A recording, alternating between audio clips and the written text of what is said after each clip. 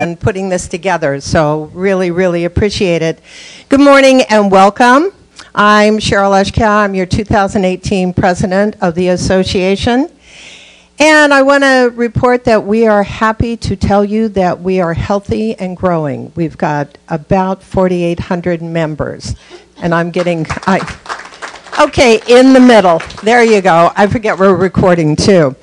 Our goal here at the association is to enhance your membership through your member benefits. And I'm going to be brief this morning because I know we have a great attorney panel that are going to be talking. And I know that you want to hear the election results, so let me be brief on this. But our association continues to offer more and more benefits. One of the newer benefits is our tech hotline, and I hope you're taking advantage of that. If you need the number, it is on our website, but you can call that number at any time with any issues that you have. Also, we have a great new member benefit coming September 4th. It's called Glide. It's a new electronic system that allows buyers and sellers to complete the required disclosure forms online. And what is really unique about this, it's a much easier process with less risk. And Rob Morrell is going to be talking about that in his zip form classes in September, right, Rob? So you might want to look into that because disclosures, as we all know, are important, the way we do it and how they're reviewed, et cetera, particularly by our buyers and sellers. And also, I hope you all are taking advantage of the free online license renewal. We offer that as a member benefit, and so I hope those of you that are in the room are taking advantage of that if you need to renew your license. And as always, we want to provide great education for you to enhance your real estate business, your careers, your information, your knowledge base. And so those come out continually on emails. And so please take a look at those because we provide a lot of great classes and sometimes special classes and special certifications for property management, et cetera. So I hope you're looking at that. And one of the things I'm most excited about that we have done this year is we have the Monday morning minute. How many in this room have seen that? Hopefully. Oh, good, good, good. What we're trying to do is be interactive and show you within a minute on Monday morning, usually comes out a little after 8, what we offer here at the association. We've talked about the overall benefits, we've talked about zip forms, we've talked about commercial, we've talked about pro standards, and we're doing this because it's a quick snapshot of information that I think you need to know. So, anyway, I think basically that is the summary of what we're doing. The board of directors has strived very hard this year in their offsite to put together goals and objectives that will be a benefit to you as the members. We feel that we're a very strong association here, and we try diligently to expand what you need and change or alter what you do not. And I have one announcement, and then I'm going to bring up Mina. You've probably seen this online, but the South Bay Association is hosting a housing panel, and that'll be Thursday, August 30th at the Ayers Hotel in Hawthorne. Registration starts at 8, and it is, and the program begins at 8:30, and it's concerning the real resolutions to our region's housing need.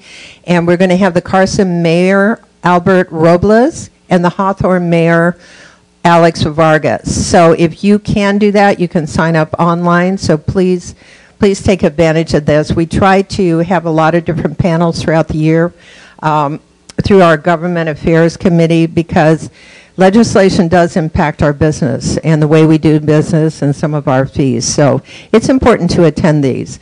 And with that, I'm going to bring up our president-elect for 2019, and she is going to tell you the election results. Mina?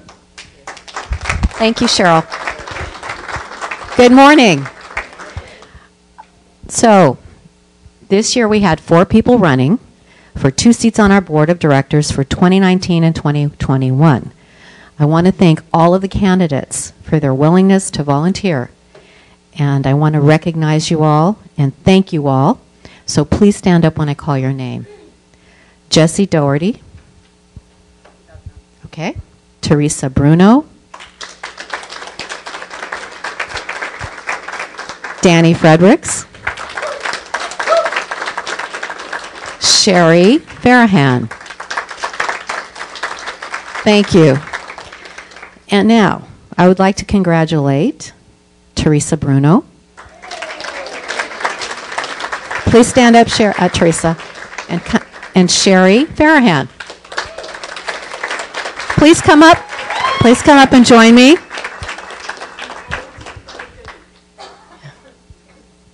Congratulations. Congratulations.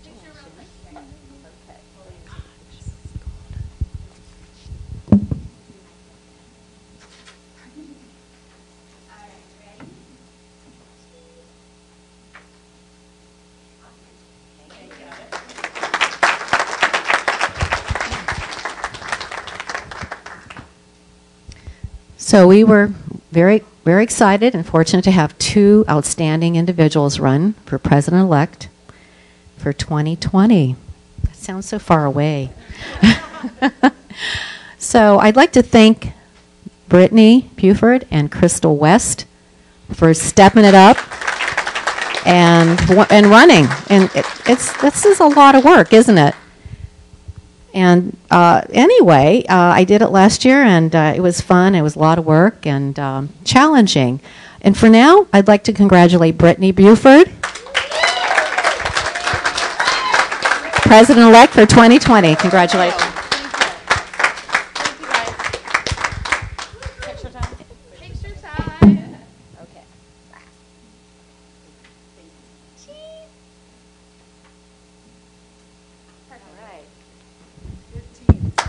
It's a great team. I'd like to introduce our 2017 president, Rob Morrell. He's going to be moderating our legal panel, and I'm going to give it over to you. All right. Thank you, Mina. Good morning, everybody. We have an amazing panel for you today, so I'd like to invite our attorneys up here. If you guys could please come up here. So we have Blake Slater from Legal Value Firm, and he will be discussing business entity formations. And we also have Eileen Kendall from Kendall Law, and she'll be discussing contract issues. And that's going to be it. So if you can please have a seat. Okay. So yeah, we will have another individual hopefully coming. And if not, then at least we have a couple here. So thank you for joining us. And I'd like to, first of all, just have each of you tell us a little bit about yourself. Eileen, if you start. My name is Eileen. Is it on? There we go. I'm Eileen Kendall. I am the owner of Kendall Law. I am a civil litigation attorney that focuses on real estate litigation. I started my practice over 15 years ago in the South Bay with Spear, Woodward, Corvallis, and Goldberg, where I spent my 8 years working with real estate agents and brokers and escrow officers in the realm of litigation, non-disclosures, failing to perform contracts, things like that. After a couple of years of working for a solo practitioner, I went to work for a defense firm that did defense for wrongful foreclosures. So I handled contested evictions after foreclosure, bankruptcy issues with loan servicer violations, representing the banks and the loan servicers. So I have a vast knowledge in all areas of real estate litigation. I now open my own practice. It'll be going on 3 years this year, and it's been wonderful being a part of this association. Thank you. And Blake, if you could please share a little bit about yourself. Sure. Morning, everybody. My name is Blake Slater. I'm here on behalf of Legal Value Firm. I've done a couple talks here before. Happy to be here again. Legal Value Firm, we're a full-service law firm located on Torrance and Anza. Work for mostly flat fees. We do litigation, but a lot of the stuff I deal with realtors that we could help you guys out with is business formations, evictions, estate planning, contract drafting and review, that sort of stuff. We've actually got some interesting news for Legal Value Firm this year. We just got approved to start our licensing and franchising program, so we are going to start trying to be the local neighborhood attorneys. You could walk in and get mostly flat fees legal advice. Thanks again for having me. Perfect. So the first question I'm going to ask is to Eileen, because this is a question I always have, so I know a lot of real estate agents have this question too, is what are the standards and requirements for advertising for a real estate agent, and are there specific rules for internet advertising? There are. So 2018, the Uniform Standard of Advertising changed a little bit.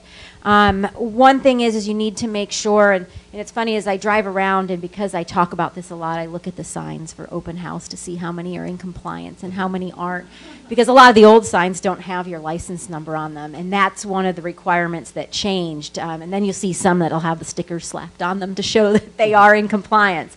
But then on the first point of contact, so anything that's going to be your first contact with a potential client, buyer, seller, needs to have the name and license number of the sales agent or broker and associate, must have the responsible broker's identity, and broker's license is optional, but you need to have your license number on there. There are some exceptions for some for sale signs and open house signs. As long as it doesn't have any of the other information, then it doesn't. But if you have at least your name or your team name, it needs to make sure that it has all that information. And one of the things is you don't know what's going to be a first point of contact, so this information should be on everything. Because even if you think it's on an email that you're sending to somebody that might already have had contact with you, they could forward it to somebody else, and then that's your first point of contact. So you should have it as a standard part of any of your advertising, is having all the information. And then also there's a requirement for font. I don't remember off top of hand, but it can't be any smaller than, I think, a 10-point font. Like, can't have anything smaller than that, but you want to check on that rule. I see hands up. Am I taking questions? Yeah, we're going to take questions later. Okay. So first we're just going to do this, and then after all the questions I ask, then we'll open it up to the floor. So internet, you asked about Yes. the internet. So on social media, it's the same type of rules. You want to make sure that you have all of the identifying information on there. If you have a Facebook page, it's recommended that you have a separate Facebook page that has that information, you know, clear on like the information page. And then you want to make sure that what you're posting is compliant with rules and isn't misleading.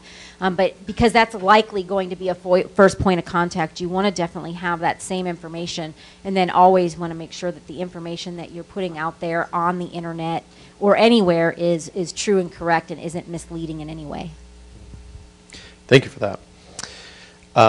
Yeah, so we have our third panelist coming up here, Kelly Richardson, and he is from Richardson Ober PC, and he will be discussing risk management for realtors.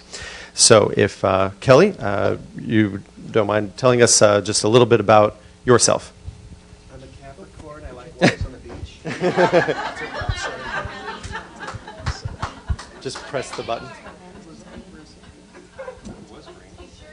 I think it's dying. Yeah, it was green, but it wasn't working. Was it? I said I'm a Capricorn and like long walks on the beach. No, gosh, I am in my 35th year of law practice, which means I'm still trying to get it right. I am a broker. I have the honor of being your general counsel for, can't remember how many years now.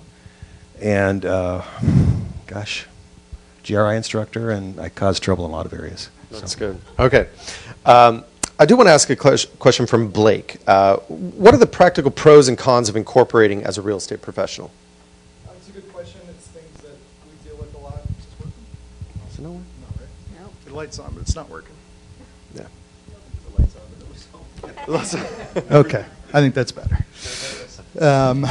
So what I usually deal with when I'm working with realtors, we want to say, should we be incorporating? Whether you're just going to be hanging your shingle on an LLC or corporation, or you're going to be purchasing a home to flip. You're going to be investing into it.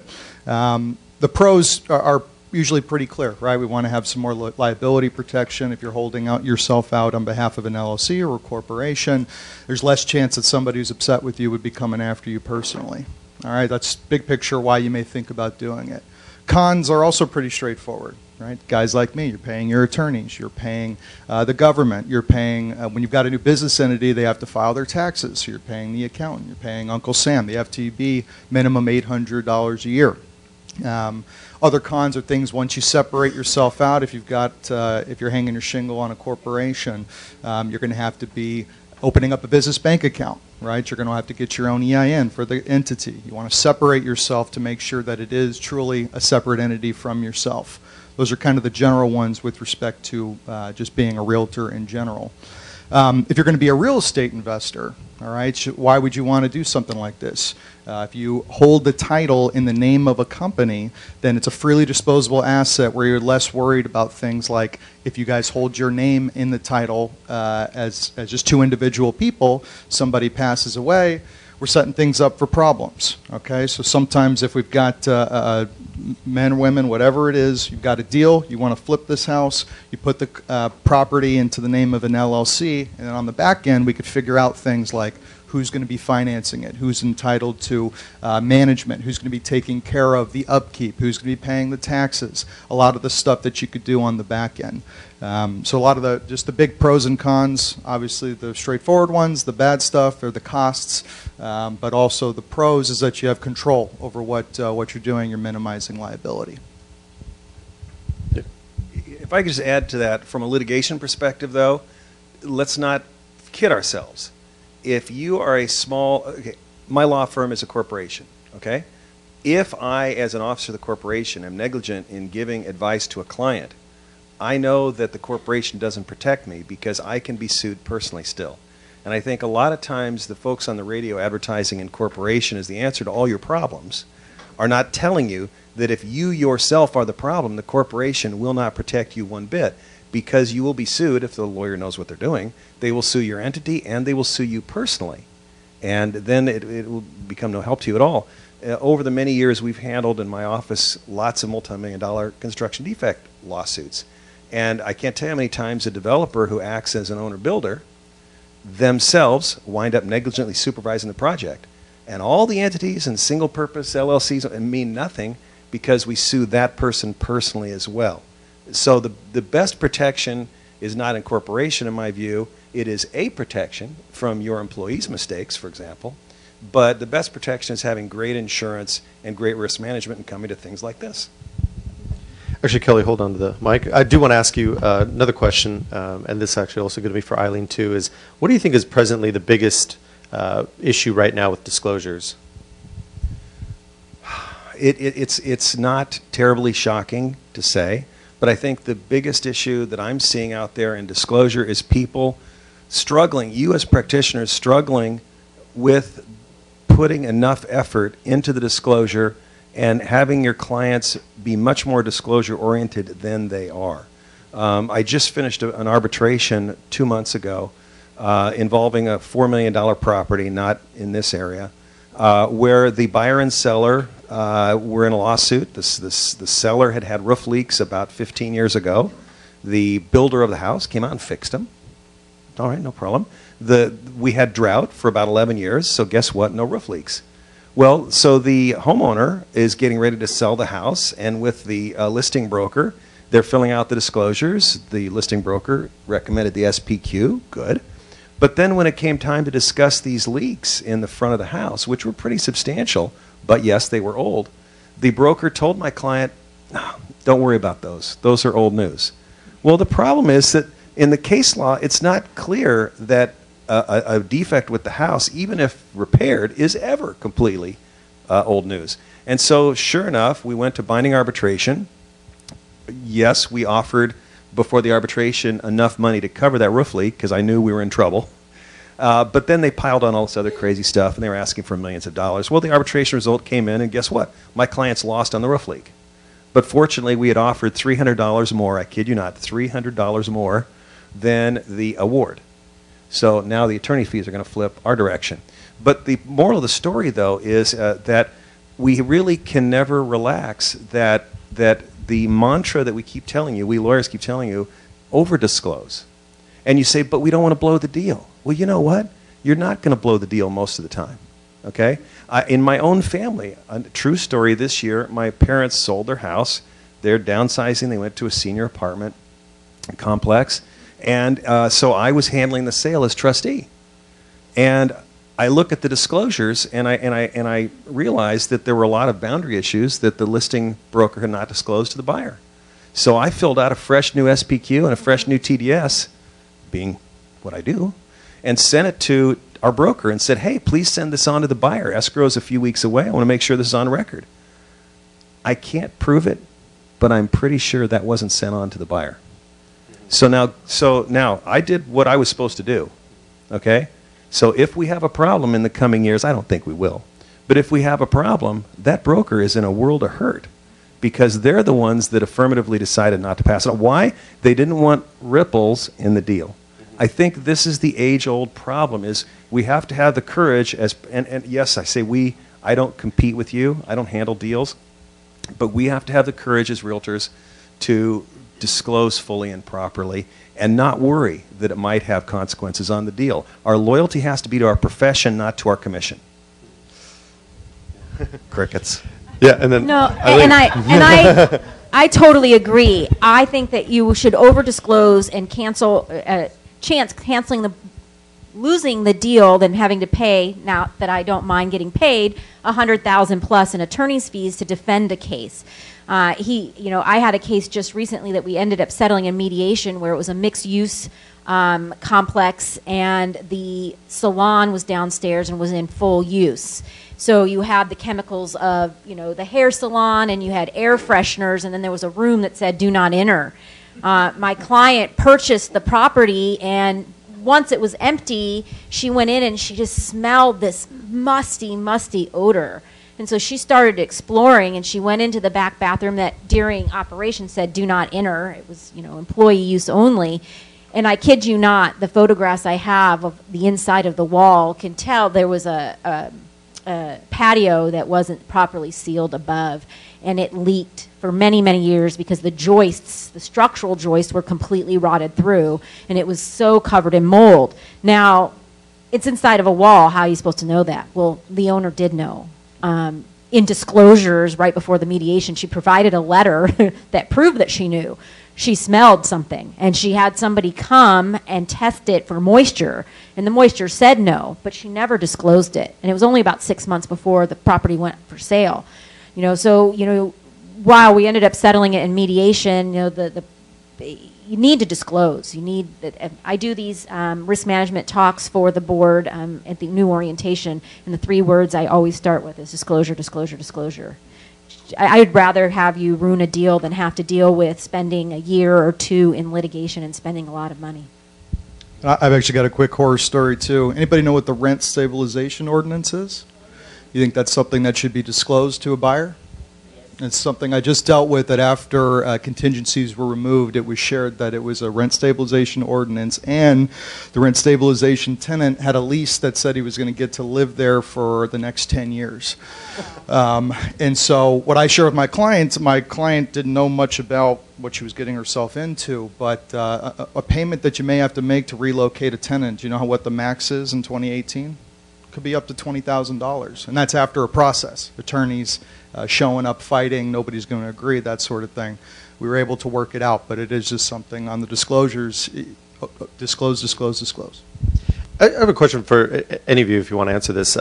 Is there anything that you should not disclose? I'm going to say no. No. Oh, okay. I mean, the rule is if it's not material, okay, but who gets to decide if it's not material? An arbitrator who's not a realtor, or a group of 12 non-realtors in a jury box. What do you think they're going to think is not material? And do you feel lucky? Right. That's what Clint Eastwood said, right? Do you feel lucky, punk? Right. All right.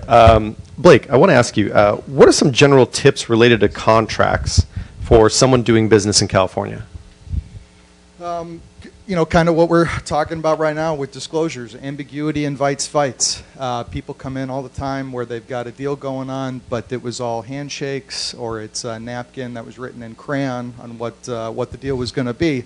And if everything goes well, you know, everyone's happy. You didn't pay an attorney or paralegal or whoever it is because it all worked out. But when things don't work out, that's where obviously things can get ugly. We like to tell our clients who walk in that while we're in the honeymoon stage, that's when we want to work out if things get ugly, because that's the time when people are agreeable, everyone's happy, they're ready to, you know, they're over the moon over about whatever the deal is, but that would be the time to do it. In real estate, obviously, we're talking about the CAR forms, but if things aren't disclosed, if things aren't updated, right? So what I was just sharing about the RSO, I told my client, look, if you're going to purchase this thing, we need to make sure we incorporate reduction in price and that now it's been disclosed. That's the only way you guys are going to move past this. My client really wanted the property. Those are those things you want to make sure that make it into your agreement. In California, a lot of the things that I deal with, whether it's the evictions or breach of contract, the only way to get your attorney's fees, right, that's always important. You want to get paid back for getting us involved, is if it's provided by statute or by contract. And so with the CAR forms, like when you're dealing with income properties and you've got residential or commercial tenants, always important to have it in there that if there's a breach of the lease or you have to do an eviction, that you get back your attorney's fees and costs. Practically, what I've seen in front of some of these eviction courts, we call it, it's a bit of a kangaroo court. The judges kind of, you don't want it in front of the judge as best you can. Normally we try to settle it out. If it comes down to the attorney's fees and costs, even if you've paid a lot to get somebody involved to get these problem tenants out, normally I see judges, they cap it on their own. They essentially say, okay, you may have paid X for your attorney, but we'll give you $500. If you're not going to take $500 for your attorney's fees and costs, for a process that generally takes at least 2 to 3 months, depending on how many games they play. I don't think everybody's going to be real happy with that.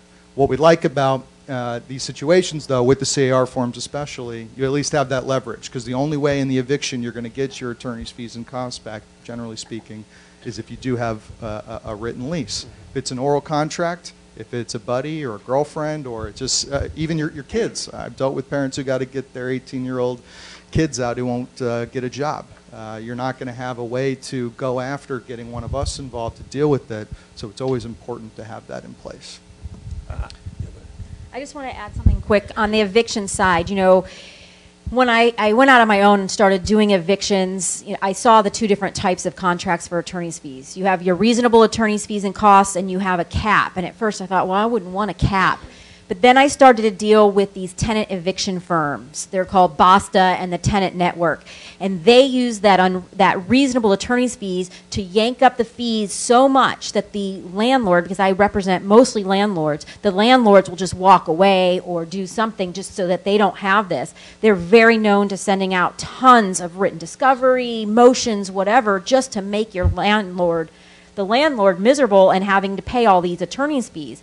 I had one landlord that started the eviction by himself, and by the time I got in and had to deal with BASTA and all of he was, $3,000-$4,000 in attorney's fees for me to fix it. But I was luckily able to file a motion to compel discovery, and I got sanctions against them, and I got them to actually walk away with vacating and no money because he didn't want to deal with me anymore. So it's good to have a good litigation strategy, but to also think about what that attorney fee provision is in your landlord-tenant agreements, because sometimes that cap can work in your favor because the other side is going to hope that it's unlimited and they can get what they can.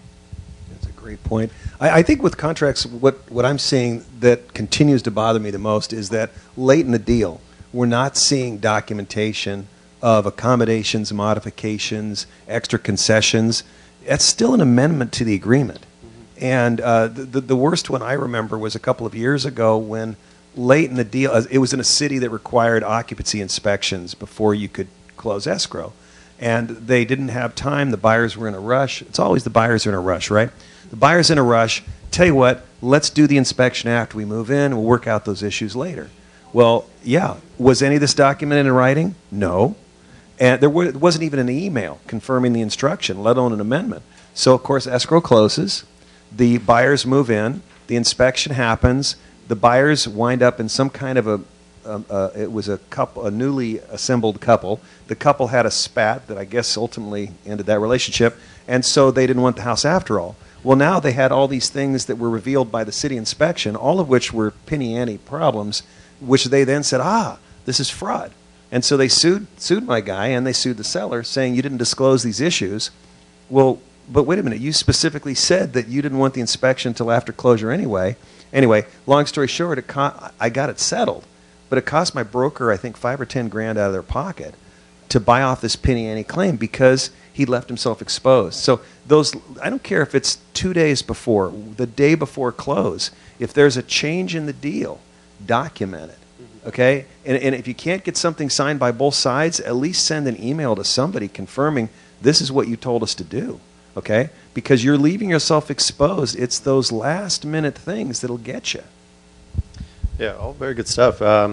So kind of along this theme of ambiguity and not fully disclosing, Eileen, I want to ask you, what is considered misrepresentation or misleading information? So the great answer is it's something that's the intent to deceive, to misrepresent. I mean, it's kind of in itself. If somebody reading it will think that it's, like if there's anything in it that can be thought to be something different, it's kind of a legal vagity. But a lot of the things that you see are, I do a lot of research to do some of these panels, and I came across a case where, a misrepresentation of a property description. So, a lot of people stage property to make it look nice. I ran across a case where somebody photoshopped a driveway, a paved driveway, into a photograph.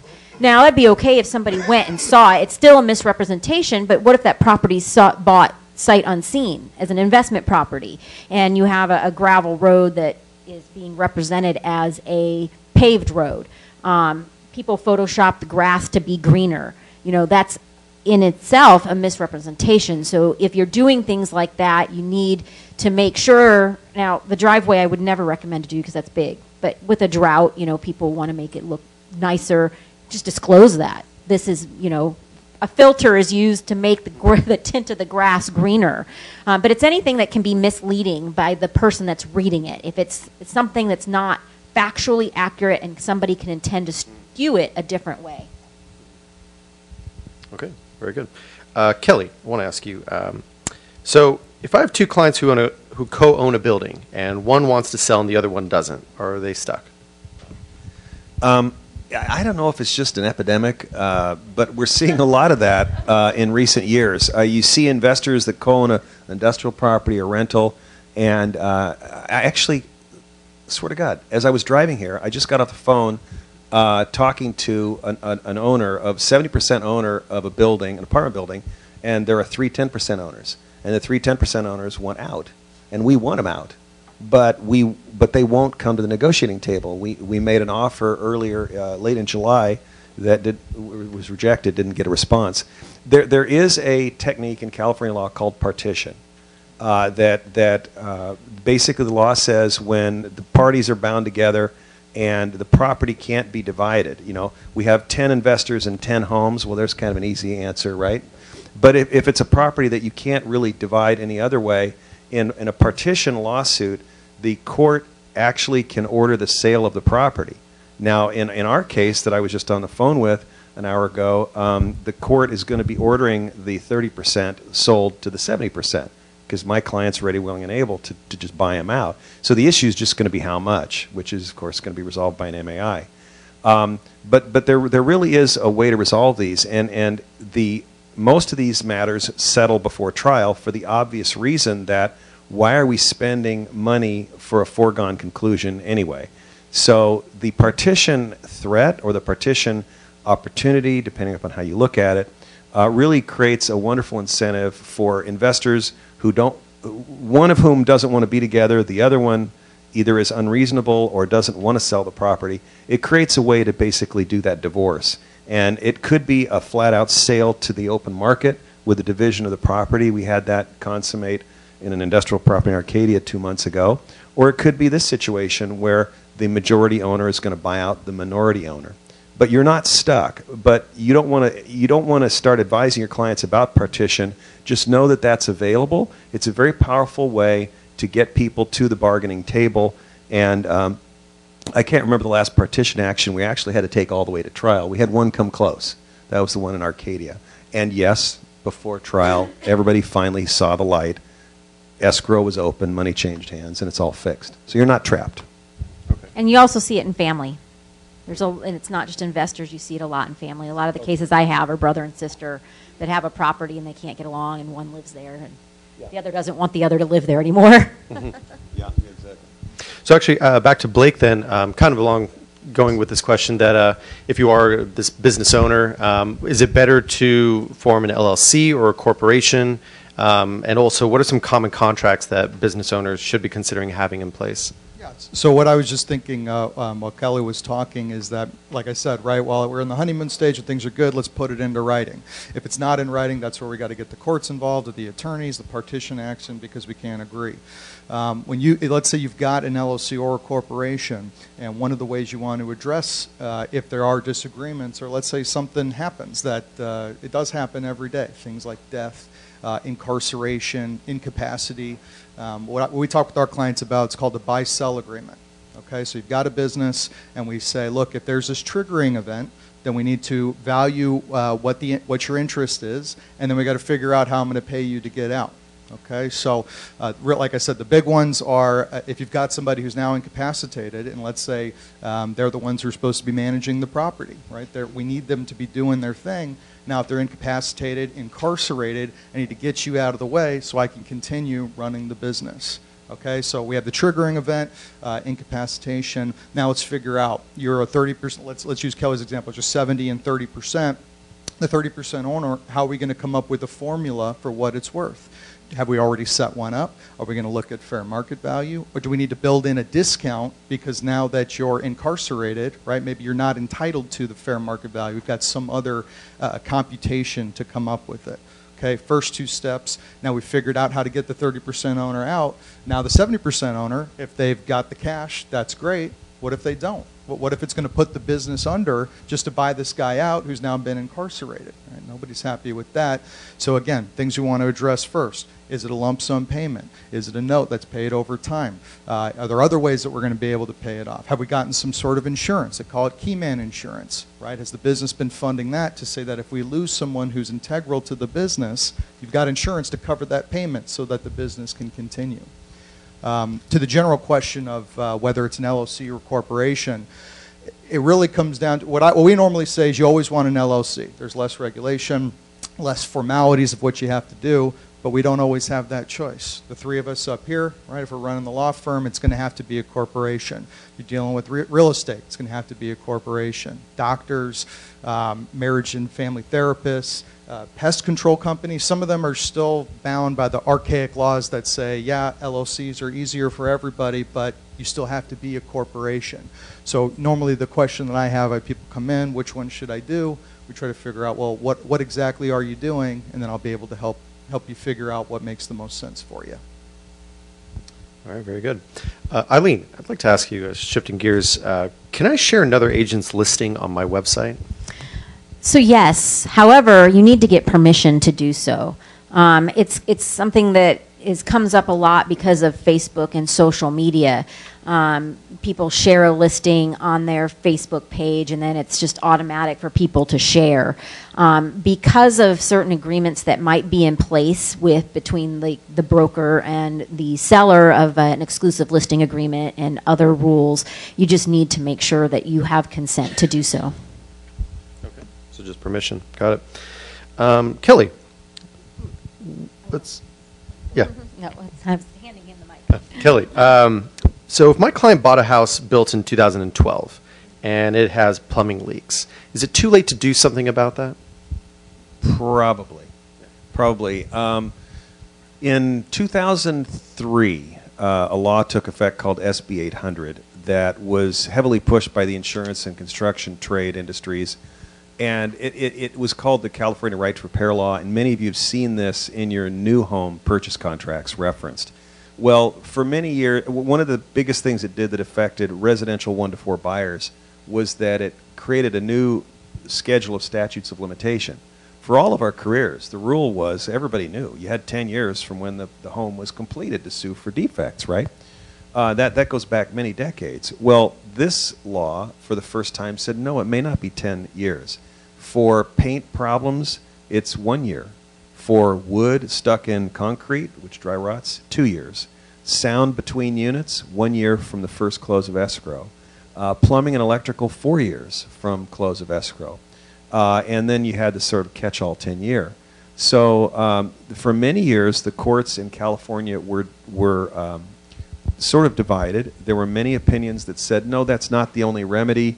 You still could sue under the 10-year rule and the SB 800 because they were different schemes. Well, the California Supreme Court last fall, I think it was, finally said, no, actually there's only one remedy. That's the right to repair law. And that has bedeviled several clients who come to me this year with plumbing problems. One was a condo complex. The other was a single-family home buyer. And actually, 2 condo complexes. One was huge. Sadly, they'd come to me about 8 or 9 years ago and said, we think we might have a defect case. And I said, okay, remember, you've only got so many years to pursue this. And they waited eight more years, and they called me up this summer and said, we want to file a lawsuit. I said, well, it's too late. The statute of limitations expired 5 or 6 years ago. And so it's really perilous when you're dealing with construction defect issues. Now that the Supreme Court has said we're all stuck, and since it's the Supreme's talking, that's the end of it, that you don't have 10 years necessarily anymore. So if your clients are having leak problems from plumbing or from flashing or structural issues, whatever it is, don't just assume that the property's 9 years old and so they've got time. Actually, it may already be far too late. And we've had to disappoint several clients this year by telling them, I'm sorry, I can't in good faith take your case. I'm not going to take your money and waste your time when the Supreme Court has said very clearly you had 4 years to sue for that plumbing or electrical issue. It's not fair. It's the commercial owner. It's a residential 6-unit building. None of this applies. This law only attacks residential consumers, 1 to 4s. Commercial properties, the beauty parlor that you mentioned, if they had some problems in the construction of that unit, that would not fall under the so-called right to repair law. Repair construction, you did a remodel or a home addition, and their roof leaks, and it's 8 years later. You've still got the traditional 10-year rule apply. So whereas we used to tell people, oh my God, don't rush into court. I know the real plaintiff bar, that this is not what they say. They say rush, right? Always have. But I've always said to people, don't rush. Let's make sure the problem is big enough that you really do need to pursue a lawsuit. You don't want to fix it yourself. You've got time. I can't tell clients that anymore. You don't have time. Now you really have to rush your case into court as soon as you think you have a problem, because you don't want to be like that condo project here in Los Angeles, and it's over 100-home building that now has a widespread plumbing failure, and they waited too long, and they have 0 case. And we had to, I mean, it's still my general advice client, but we had to turn down the case because it's like 5 years too late. So word to the wise, you don't want to be in the middle of telling a client to relax and have them potentially say to you, oh, you told me not to go see an attorney, and then my rights expired. So it's really a sad story. Okay. I'm just going to ask each of you one last question, and then we're going to open it up to everybody else for their questions. So back to Blake. How can incorporating protect your family from probate? I get this question a lot.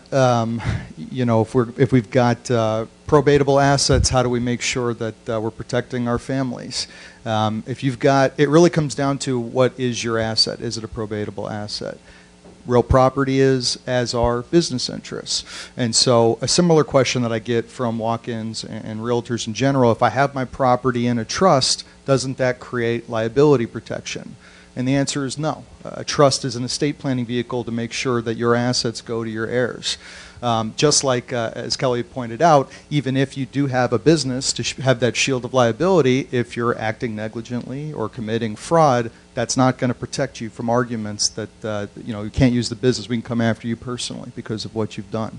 So what it comes down to in terms of incorporating and making sure that we are still preparing for to avoid probate, right? Keeping the attorneys and the courts out of your family's issues if somebody passes away so that the proper person gets those assets. What I normally talk with my clients about is, let's say you do have an LLC because you want that additional layer of protection because you've got tenants, and you want your interest in the LLC, it's a one-man or one-woman show, to go to your heirs. You would either own that LLC, your interests in the business, as a trustee of your trust. You take title as trustee of your trust, or sign something called an assignment agreement that assigns all your interests in the business into your trust. And so what that does is it separates out, you've got the LLC, the business entity, that if there's issues with the tenants, they can come after, they have to deal with the LLC, not you personally. But also if you pass away, then your interests are owned by the trust, and then your heirs are able to, without using probate, do a trust administration, which is done privately and not publicly. Thank you. Eileen, my question to you is, so if I have a member of the public, somebody who, let's say, is a past client of mine, or somebody without a real estate license, and they refer somebody to me, can I pay them a referral fee? Well, it's a yes and no answer depending on the relationship of the person that gives you the referral. As a broker, you can't pay somebody to do something that would require a real estate license. So the law is, California, typically it's a yes. However, under RESPA, there's certain things that could violate, payment of fees could violate RESPA. So the federal law says no under certain circumstances. In California is generally a yes. So if it's a residential 1 to 4 and it has a federally backed loan, it's going to be under RESPA, and you can't pay a finder's fee or referral fee. But it again, the law that I see and the cases that I see is there's kind of this gray line. If it's just, all it is a referral, then it may be okay. And I say maybe. It really is a factual scenario in different circumstances. But if it's somebody that's doing more than just saying, hey, I have a referral for you, Joe's looking for a house, that's probably okay. But if there's certain things, like if they're looking at in helping with the sale or the transaction, then it's going to violate RESPA. So it's kind of a weird area that it's not 100% clear, and I'm sure Kelly can elaborate on that, because it is kind of a fine line of what is and what isn't okay under California versus federal law. I would say that, and I'm kind of hardcore on this issue. I follow the federal rule. The one exception, I think, is a true gift. Okay, what you don't want to do is advertise to the general public, non-licensees, and say, hey, for a referral, I'll give you a $100 gift certificate to Outback. Or there was one that I had to write a disciplinary letter for one association, not this one, where the realtor I think it was a male, in his ads said, for referral, you're entered into a prize drawing for a trip to Hawaii. And his rationale was, well, it's just a chance. Well, but that chance has economic value. It was a dead bang RESPA violation. On the other hand, so if there's an expectation, if the facts create an expectation that if I refer you this client, you will do this for me, in my view, that's a RESPA violation. So what you do is, if you have a practice where you send somebody a nice bottle of wine, you don't tell them it's coming, okay? Well, that's a gift. That's a true gift. But you don't want to have something where there is a quid pro quo understood in advance. That's going to violate RESPA. But it's not just cash. It's something, some item of value as well. I haven't seen that much of it lately, frankly. Yeah. Yeah. Okay. And then, Kelly, just want to ask you, if I hire a person as an independent contractor, do I have anything else to worry about? And what if they want overtime? Ooh. This is something that CR has been really watching like a hawk in the Legal Affairs Forum. We talk about it probably 2 out of 3 meetings each year for the last several years. Barlow is, we're all nervous about the plaintiff's bar trying to erode the independent contractor status of you, the licensed agent. And we had a really huge setback in the California Supreme Court this year in a case called Dynamix. Traditionally, the Franchise Tax Board and the IRS have had a list of factors as to what makes somebody an independent contractor versus an employee. And they include things such as, is the person allowed to take work from other employers? Do you supply the tools of the person's work? Do they have to work in your location? Do you have direct supervision over how they perform their work? Do you have specified hours? Are they paid by the hour as opposed to piecework? Things like that. Well, that all was thrown out the window in April of this year in this Dynamix case. And this was a case where a large trucking company had for years had its drivers characterized as employees, and then they decided to change their business model, and they required that their truckers all own their own trucks, one of the traditional factors, that they specifically, explicitly could take trucking jobs from other companies, another factor. I mean, Dynamix really tried to hit all the buttons properly, and the Supreme Court said, not so fast. And here's the new rule. There are 3 different tests, and I have this cut and pasted to make sure I got it right. First, the worker is free from the control and direction of the hirer in connection with the performance of the work, both under the contract for the performance of such work and in fact. Let me stop there. Brokers, what is your most basic function with regard to your agents? Supervision. Oops. Okay. Now, this was in a trucking company, but I can almost guarantee you this is giving Barlow and Gov. Hutchinson ulcers. 2, that the worker performs work that is outside the usual course of the hiring entity's business. So in other words, if I am a real estate brokerage and I hire a janitorial company, okay, that's outside my work. But if I hire somebody to do the kind of work that I do, that would be a factor that makes him an employee. 3, that the worker is customarily engaged in an independently established trade, occupation, or business of the same nature as the work performed for the hiring agency, hiring entity. Okay, so now it's very simple. It's somebody that's doing something other than what you do. Okay, now that is really troubling, because when I was a young pup attorney, one of the first things I had to deal with was my law firm used to hire, the law firm I worked for, used to hire secretaries as independent contractors. And they'd pay them on an hourly basis, wouldn't do any withholding, wouldn't pay overtime or anything else, and then the FTB jumped on them. And so I was licensed like 6 months, and I was told by the senior partner, okay, we got hit with like these 20 different former secretaries. You've got to work this out and get us off the hook. Well, my research was, even in the law 35 years ago, we were dead meat. You know, and so here I am as a pup attorney having to tell the management committee of the firm, we lose, I have failed you. Well, now it's even worse, because now if they're doing the same kind of work that you do, if they're working as a legal secretary, paralegal, whatever, and by the way, that's an area where a lot of law firms fudge. Paralegals are viewed as independent contractors, okay? This says, no, they're not. And how does this apply to real estate brokerages?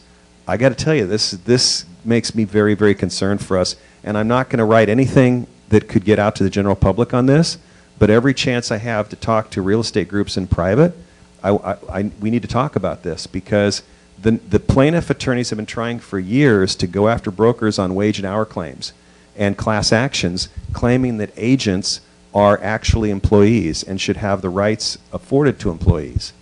And brokers, of course, we've fought for a long time, for a variety of reasons, to make sure that agents are independent contractors. Well, under this case, I can't wait to hear how CR is going to help us wiggle out of this, because this looks to me like a frightening, yes, it was decided on a fairly narrow term under some federal law being applied, but I don't see any reason why this wouldn't be applied to our profession. So it is very disturbing. I don't yet know how we can all handle this. I'm not suggesting that you brokers out there immediately just cave and start doing withholding for your agents and everything. But I think you need to be aware that there may be that this change has been sort of glacial, but it took the ice moved a big step down the hill in April of this year. So it is concerning to me. Well, on that cheery note, I'd like to see if anybody else has any questions. Nikki, is Nikki here? Nikki's not here. There is a microphone that she wants to bring around, so instead what I'll do is I will do it. Go ahead, Bruce. Okay, follow up on what Kelly was just talking about. First question is, as a broker owner, an independent contractor is not paid an hourly wage, but an employee would be. So you mentioned withholding, but I would be more concerned or as concerned if there would be a minimum wage requirement to go along with that. I mean, some of these brokerages have, hundreds of, I'm not one of them, but have hundreds of agents and then would have to pay an hourly wage. They'll go broke. Yeah, well, I think that raises the exempt versus non-exempt employee question. And I have employees in my office that are exempt employees. If they are supervisory in nature, if they work fairly independently, the law does allow me to declare certain employees exempt. So I'm not as concerned about that as I am concerned with the other implications of liability from agents. And think about it. One of the factors is, for years has been, are you allowed to take work from other people? Well, we, of course, by nature, we can't allow our agents to take work from other brokers. The DRE has something to say about that. So that's why I say that I think this is the beginning of a very large change. We just were reeling from Hariki last year, and now we have this other assault on large brokerages. I think because that's who it's going to affect the most, is the big boys and girls. A follow-up question, if I may. You talked about referral. Most of us probably do, thank people for our referrals, not in advance. Is there a dollar amount that's a maximum? Because I think there used to be a $25 or $35 amount maximum, right? I believe it's 500. That's 500. Okay. I believe so. I think that's the number that I've seen, but I would double check. Okay, thanks. I get nervous about cash, period, in any amount, but yeah. But I think it's 500. Stand up to say. I have a question about referral. I got an email or a text from somebody, a customer. That's our relationship. She's a customer. Happens to say, if I send you a referral, will I get paid? Why, of course. Right. And I texted her back, and she proceeds to tell me that she had a license. I said, well, who's your license with? Because it's only a broker to broker. And she proceeds to tell me that she let her license expire because she couldn't find a broker and she works a full-time job. And I said, well, I can only pay through a broker. My broker can pay you through a broker. I didn't mention to her that I would probably send her a gift, $25 gift card to something. So that threw me off because it's been a while since anyone asked. Most of the time you get the buyers who've been online and heard from other companies that if you use me, you'll get a rebate. How about a gift certificate to a licensing education course? That's a good idea, too. We could do that through Lumba. So My gut would be to stay away from her. Well, yeah, there was that part. And then she ended up by saying, oh, thank you. So that made me feel good. So at least she understood what I was trying to say. But I would still send a thank you gift to her. And you're saying the thank you gift for a non-licensee could be up to $500? I think that that's the number I've seen, but don't quote me on that. In my research, I think that that's the number I saw. Because my tax guy has always told me that the federal government could $25 for a single, $50 for a couple, and if I'm going to give someone, $600 or more, then I 1099 them. I think that's the magic number for 1099. So. Is it HUD that enforces RESPA? There's some great information online, practical information about RESPA compliance. And if you have any questions about it, I would really encourage you to go there. Quick Google search. I'm sorry, Carol?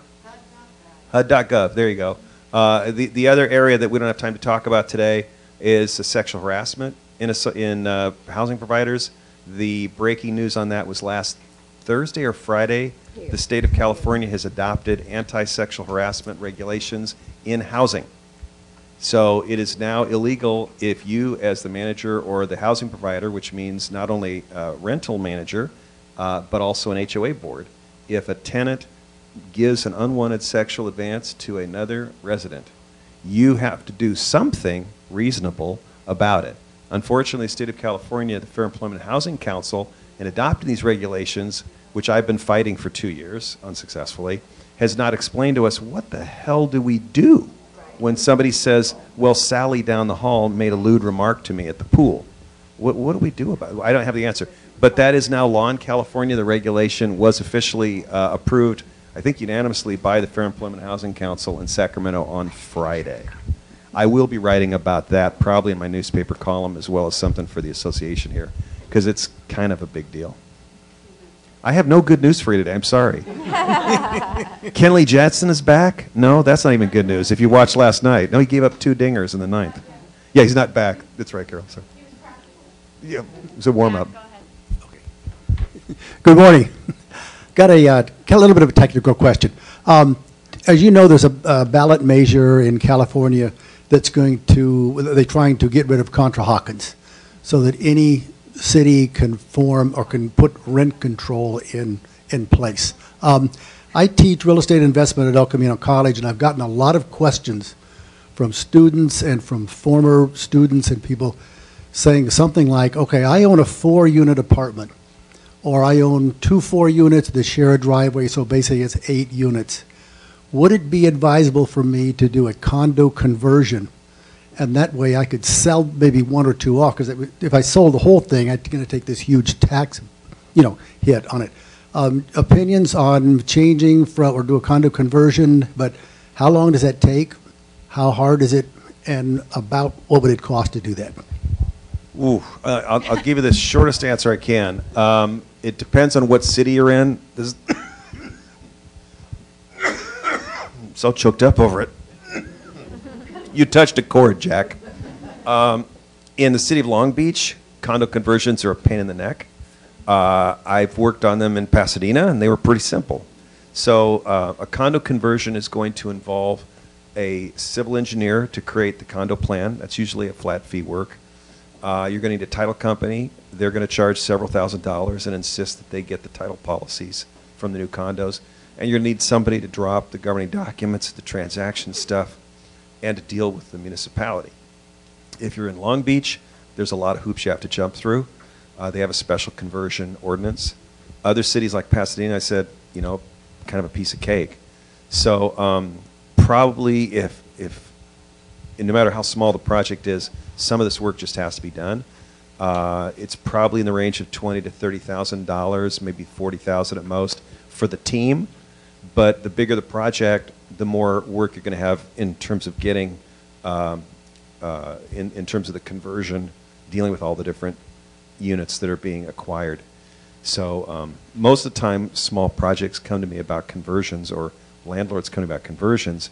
And when they realize that it's not just legal work, it's title and engineer as well, they get discouraged and they look at the short-term expense, not the long-term value. Your co-ops and your own-your-owns, we call them community apartments, they can't get conventional financing, so they come to me a lot too.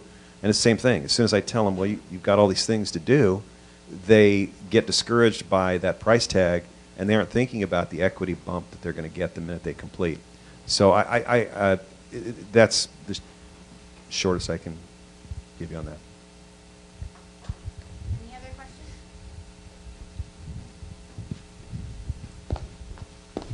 Nikki's getting her steps in today. You guys are doing this on purpose, huh?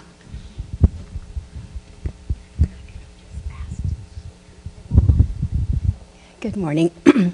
With respect to the right to repair, my question is, at what point does the statute of limitation begin to start, actually, when it starts? Is it the time of discovery of the defect or at the time of the close? Close of the first escrow in the complex. Thank you. Yeah, it's tough.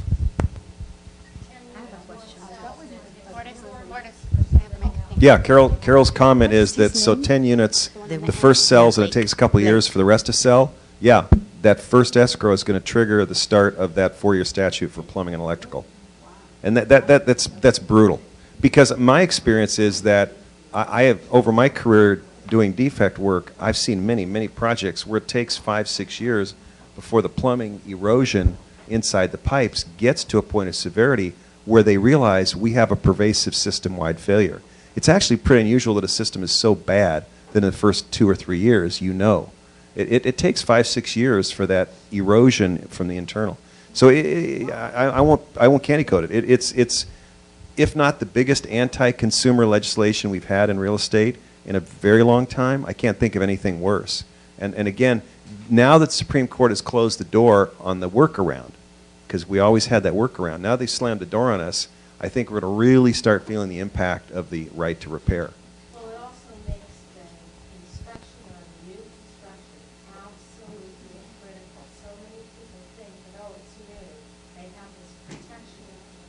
Yeah. They don't have it. Well, yeah, they don't have but the inspection is only visual, and typically the problems that are the most vexing are flashing failures, structural issues, plumbing, wiring misconnections, things. You're not going to see those on your visual. And the other joke is, while I'm being so harsh, is that when you look at these right to repair provisions in new developers' contracts, it's such a joke because they make the buyer feel like they've got this protection. But if you look closely at the California warranty, it only goes to fit and finish. That's cosmetics. Hi, I have a question for Blake. A real estate broker and a mortgage broker, can they have a LLC on a small firm? It's under the BRE. Yeah, normally, no matter how small it is, we're regulated, just kind of like how we are, it needs to be a corporation. It needs to be a corporation. Yes, ma'am. Okay, thank you. Blake, I have a question. Is there any maintenance that an LLC or a corporate owner has to keep up every couple of years? Not as much for corporations, and that's why we normally say LLCs. But every year, corporations have to do their annual minutes. LLCs, they don't. So that. Oh yeah. Well, both sides have to do the statements of information, and again, that goes to the annual cost for whichever one. But a lot less for LLCs, which is why we normally like it. But unfortunately, for that, we're not able to. Any more questions? All right, well, I'd like to thank my panelists, Blake, Eileen, and Kelly for coming. And I'd also, yep.